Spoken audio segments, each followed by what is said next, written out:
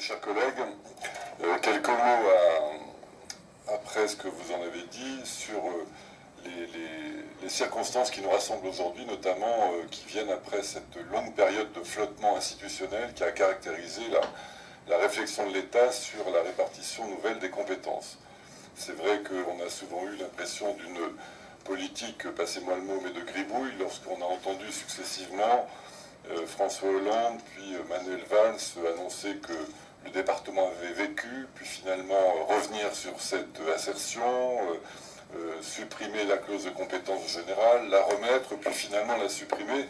Bref, jusqu'à ce moment un peu bizarre où nous sommes arrivés devant les électeurs sans savoir exactement quelles étaient les compétences que nous nous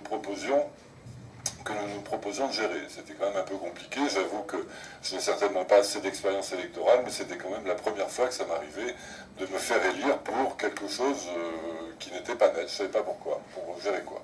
Enfin, nous avons passé ce moment de créativité institutionnelle, nous en sommes sortis, et les choses qui sont désormais devant nous sont un contexte un peu particulier, avec un département qui a été, du point de vue de l'opinion publique, fortement flouté, bousculé, contesté, et qui en ressort dans une situation où on le présente comme désormais plus efficient, plus clair, mais en sommes-nous totalement sûrs, est-ce totalement certain?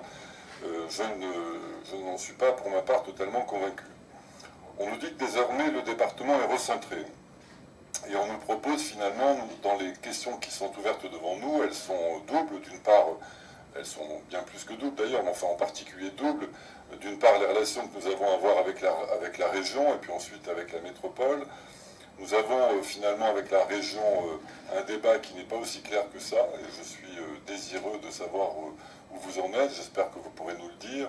On n'a pas encore tout à fait bien compris quelle était l'alchimie nouvelle des relations entre région et département. Donc je sais que vous avez des discussions avec vos homologues à la région, et donc nous serions intéressés pour savoir où vous en êtes.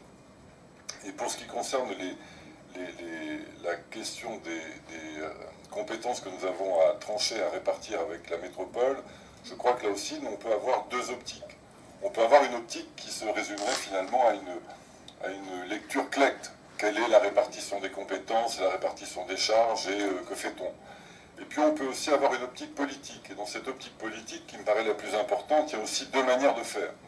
Il y a l'optique politique un peu à l'ancienne, qui serait de dire veillons pour chaque collectivité à garder le maximum de pouvoir en nous préoccupant du maximum de contrôle que nous pouvons avoir, car chacun sait bien que le pouvoir, les compétences, c'est aussi du contrôle politique, et donc c'est ça qui nous mène.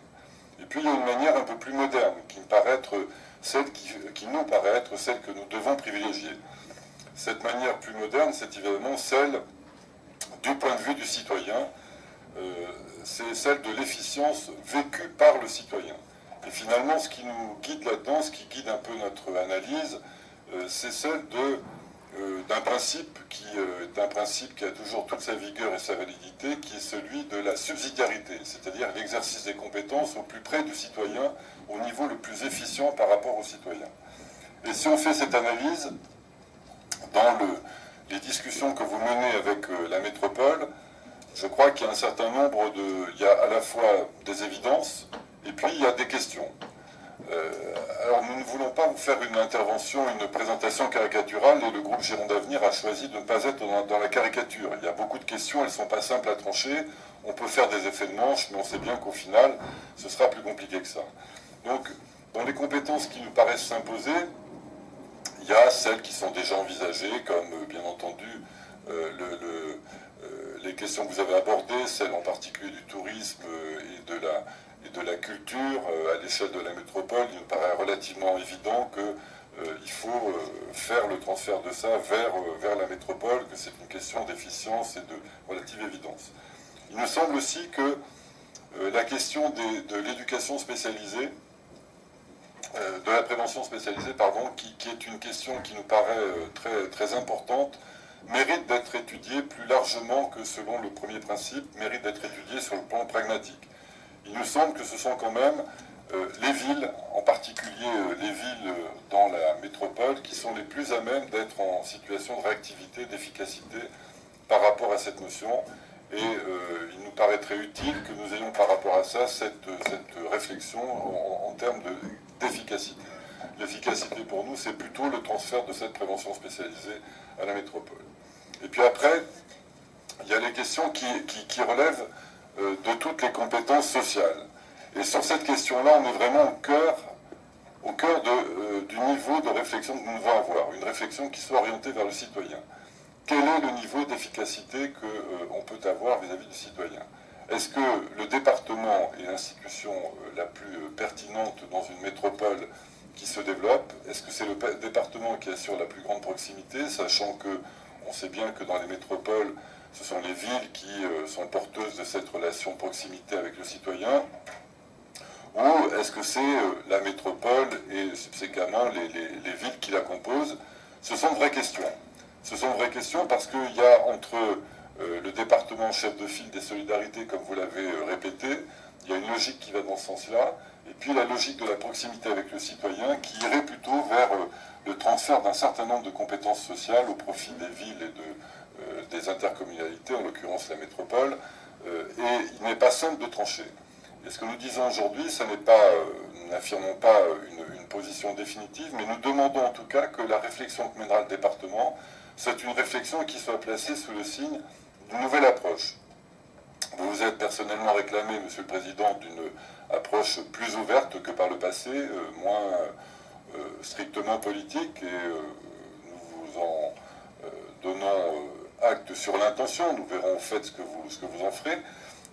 Mais si vous êtes dans cet état d'esprit, je crois aussi que vous avez la chance d'avoir face à vous un président de métropole dont chacun s'accorde à reconnaître le caractère d'homme d'État. Je pense que c'est un moment pour initier peut-être un nouveau rapport entre la métropole et le département. C'est une occasion nouvelle de faire en sorte que on regarde les choses du point de vue, je le disais, je l'ai répété, c'est un leitmotiv de mon intervention, du point de vue du citoyen, c'est-à-dire en se débarrassant des pourpres de l'ancienne politique et en allant vers un petit peu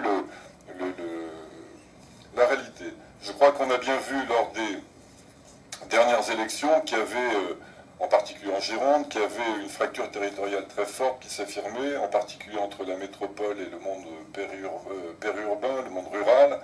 Et nous devons avoir cette réflexion, mener cette réflexion à l'aune de ce contexte. Ce contexte appelle de nous une forme de sursaut dans nos vieilles habitudes, de coopération intelligente, de relations délestées des politiques exagérément politiciennes, d'innovation.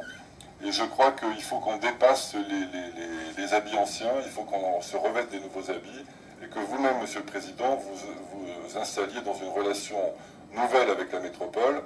Je crois même qu'on pourrait imaginer sans doute une forme de conférence permanente qui privilégie l'innovation, qui dépasse les frontières administratives, qui favorise, qui dépasse les notions de clientèle politique et qui favorise une réflexion ouverte et apaisée sur ces sujets. Voilà. En ayant dit ça, j'ai peu dit de ce que nous pensons, puisque je crois qu'il faut se donner le temps de la réflexion avant d'avoir des affirmations péremptoires. Mais ce que nous voulons, c'est privilégier le terrain.